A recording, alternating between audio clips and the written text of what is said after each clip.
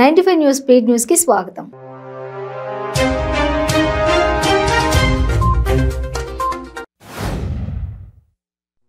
జనసేన అధినేత పవన్ కళ్యాణ్ పై మంత్రి ఆదిమూలపు సురేష్ సంచలన వ్యాఖ్యలు చేశారు. పవన్ కళ్యాణ్ నిలకడలేని మనిషి అని, ఒకవైపు బీజేపీతో అంటకాగుతూ మరోవైపు టీడీపీ ముసుగులో పనిచేస్తున్నాడన్నారు.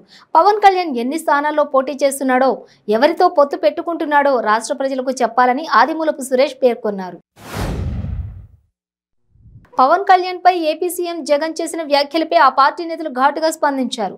కర్ణాటకలో అధికార పక్షం ఏ విధంగా ఓటమి చెందిందో అదే తరహాలో ఏపీలోనూ ఓటమి తప్పదన్న భయంతో జగన్ పవన్ కళ్యాణ్ పై వ్యాఖ్యలు చేస్తున్నారని విశాఖలో ఆ పార్టీ నేత తాతారావు మండిపడ్డారు. విశాఖ ఫిషింగ్ హార్బర్లో నెలకొన్న సమస్యలపై బీజేపీ ఎంపీ జీవీఎల్ నరసింహారావు దృష్టి సారించారు. ఫిషింగ్ హార్బర్ను సందర్శించి మత్స్యకార సంఘాల నాయకులు, ఫిషింగ్ బోటు ఆపరేటర్స్ అసోసియేషన్ల ప్రతినిధులను కలిసి స్వయంగా వారి సమస్యలను తెలుసుకున్నారు.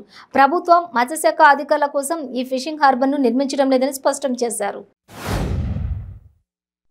శ్రీ సత్యసాయి జిల్లా పుట్టపర్తి పోలీసులకు భారీగా నకిలీ నోట్లు పట్టుబడ్డాయి. గోవింద నాయక్ అనే వ్యక్తిని అదుపులోకి తీసుకుని అతని వద్ద నుంచి 50 గ్రాముల బంగారం, 287 గ్రాముల నకిలీ బంగారాన్ని పోలీసులు స్వాధీనం చేసుకున్నారు. వాహనాలను తనిఖీ చేస్తున్న క్రమంలో 21 లక్షల నకిలీ నోట్లను స్వాధీనం చేసుకున్నామని పోలీసులు తెలిపారు. పర్యావరణ పరిరక్షణ అందరి బాధ్యత అని, పర్యావరణంపై సంపూర్ణ అవగాహన కలిగి ఉంటే ప్రకృతికి, జీవరాశులకు మేలు జరుగుతుందని, దానిలో భాగంగానే వడ్లమూడి ఫౌండేషన్ ఆధ్వర్యంలో మచిలీపట్నం సముద్ర తీరం నుండి విశాఖ బీచ్ వరకు బీచ్లను శుభ్రం చేస్తున్నట్లు రంగారావు వెల్లడించారు. కడప జిల్లా సంబేపల్లి మండలం పరిధిలోని మోటకట్ల గ్రామం రోడ్డువారిపల్లెకు చెందిన బాలిక ఉరేసుకుని ఆత్మహత్యకు పాల్పడింది. బాలిక మోటకట్ల ఉన్నత పాఠశాలలో 9వ తరగతి చదువుతోంది. ఇంట్లో ఎవరూ లేని సమయంలో ఈ ఘాతుకానికి పాల్పడింది.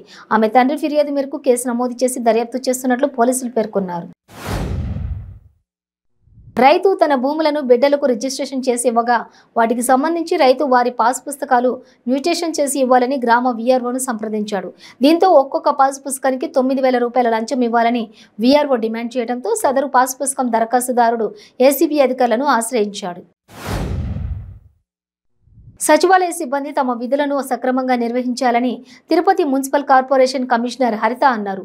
తిరుపతి నగర పరిధిలోని 32, 33, 34 సచివాలయాలను కమిషనర్ హరిత పరిశీలించారు. ఈ సందర్భంగా సచివాలయ సిబ్బందికి సూచనలు చేస్తూ సచివాలయాలకు వచ్చే ప్రజలకు జవాబుదారీగా వ్యవహరించి సమస్యలను పరిష్కరించాలని, అదేవిధంగా ప్రభుత్వ పథకాలు వారికి అందేలా చూడాలన్నారు. రాష్ట్ర ఎక్సైజ్, క్రీడా, పర్యాటక, సాంస్కృతిక, పురావస్తు, యువజన సర్వీసుల శాఖల మంత్రి డాక్టర్ వి శ్రీనివాస్ గౌడ్ హైదరాబాద్లోని శంషాబాద్ ఎక్సైజ్ పోలీస్ స్టేషన్లో ఇతర రాష్ట్రాల నుండి రాష్ట్రానికి తీసుకువస్తున్న లిక్కర్ను స్వాధీనం చేసుకున్న ఈ సందర్భంగా ఏర్పాటు చేసిన మీడియా సమావేశంలో పాల్గొన్నారు. మెదక్ జిల్లా పాపన్నపేట మండలం నార్సింగ గ్రామంలో విషాదం నెలకొంది. చెరువులో పడి భార్యాభర్తలు మృతి చెందారు. మృతులు నగేష్, స్వరూపలుగా గుర్తించారు. భార్యాభర్తలు పశువుల కాపరిగా పనిచేస్తున్నారని స్థానికులు తెలిపారు. తల్లిదండ్రుల మృతితో 2 చిన్నారులు అనాథలుగా మారారు. సీఎం జగన్, ఆయన తండ్రి మత్స్యకారులకు చేసిన అన్యాయం మాటలో చెప్పలేనిదని మాజీ మంత్రి కొల్లు రవీంద్ర ఆగ్రహం వ్యక్తం చేశారు. రాష్ట్రంలో 20 లక్షలకు పైగా మత్స్యకారులుంటే కేవలం 1,00,000 మందికి అరకొర భృతి ఇస్తే వారిని ఆదుకున్నట్టా అని ప్రశ్నించారు. జగన్ సంవత్సరానికోసారి ఇచ్చే 10,000తో కుటుంబం బతికేస్తుందా అని అన్నారు. ఆంధ్రప్రదేశ్లో త్వరలో రాజకీయంగా విప్లవాత్మక మార్పులు రానున్నాయని మాజీ ఎంపీ, కాంగ్రెస్ నేత చింతామోహన్ వెల్లడించారు. కర్ణాటకలో మాదిరిగానే ఏపీలోనూ కాంగ్రెస్ అధికారం చేపట్టడం ఖాయమని ఆయన ధీమా వ్యక్తం చేశారు. కాంగ్రెస్ అధికారం చేపడితే 2.5 ఏళ్లు బలిజ, కాపు సామాజిక వర్గానికి, మరో 2.5 ఏళ్లు ఇతర సామాజిక వర్గాలకు ముఖ్యమంత్రి పీఠం ఇచ్చేలా అధిష్టానాన్ని తాము ఒప్పిస్తామన్నారు. టీడీపీ యువనేత నారా లోకేష్ చేపట్టిన యువగళం 100 రోజుల పాదయాత్రకు సంఘీభావంగా కాకినాడ రూరల్ నియోజకవర్గంలో మాజీ ఎమ్మెల్యే పిల్లి అనంతలక్ష్మి, పార్టీ రాష్ట్ర కార్యదర్శి సత్యనారాయణమూర్తి ఆధ్వర్యంలో పాదయాత్ర నిర్వహించారు. కాకినాడ రూరల్ మండలం సర్పవరం గ్రామంలోని ఎన్టీఆర్ విగ్రహం నుంచి వాకలపూడి అంబేద్కర్ విగ్రహం వరకు సంఘీభావ యాత్ర కొనసాగింది. నంద్యాల జిల్లా కలెక్టర్ కార్యాలయం ఎదుట నడి రోడ్డుపై ఓ వ్యక్తి ఒంటిపై పెట్రోల్ పోసుకుని ఆత్మహత్య యత్నానికి పాల్పడ్డాడు. తనకు న్యాయం చేయకపోతే ఇక్కడే ఆత్మహత్య చేసుకుంటానని బాధితుడు ఆందోళనకు దిగాడు. దీంతో నంద్యాల 3వ పట్టణ పోలీసులు ఘటనా స్థలికి చేరుకుని బాధితుడిని అదుపులోకి తీసుకుని పోలీస్ స్టేషన్కి తరలించి విచారణ చేపట్టారు.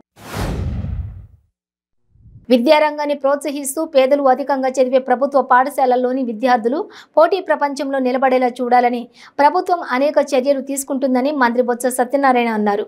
మౌలిక వసతుల కల్పన, దీర్ఘకాలిక ప్రయోజనాలు, వచ్చే దిశలో అధునాతన వసతులు, మెరుగైన విద్యా బోధన తదితర అంశాలపై ప్రభుత్వం ప్రత్యేక శ్రద్ధ చూపుతుందని అన్నారు. తిరుమల శ్రీవారిని నీటిపారుదల శాఖ మంత్రి అంబటి రాంబాబు దర్శించుకున్నారు. వీఐపీ విరామ సమయంలో శ్రీవారి సేవలో పాల్గొని మొక్కులు చెల్లించుకున్నారు. దర్శనం అనంతరం రంగనాయకుల మండపంలో వేద పండితులు వేద ఆశీర్వచనం అందించగా ఆలయ అధికారులు శ్రీవారి తీర్థ ప్రసాదాలను అందజేసి పట్టు వస్త్రంతో సత్కరించారు. శతాబ్దాల కాలంగా నిర్వహిస్తున్న తాతయ్యగుంట గంగమ్మ జాతరను ఈసారి వైకాపా ప్రభుత్వంలో ఎమ్మెల్యే భూమన కరుణాకర్ రెడ్డి వైకాపా శ్రేణులతో ప్రధానంగా పబ్లిసిటీ చేసుకుంటూ భూమన జాతరగా మార్చుకున్నారని తెలుగుదేశం పార్టీ మాజీ ఎమ్మెల్యే సుగుణమ్మ ఆగ్రహం వ్యక్తం చేశారు. మత్స్యకార విద్యార్థికి మంత్రి న్యాయం చేయలేని స్థితిలో ఉన్నారని జనసేన పార్టీ మత్స్యకార వికార విభాగం రాష్ట్ర ప్రధాన కార్యదర్శి శ్రీనివాసరావు అన్నారు.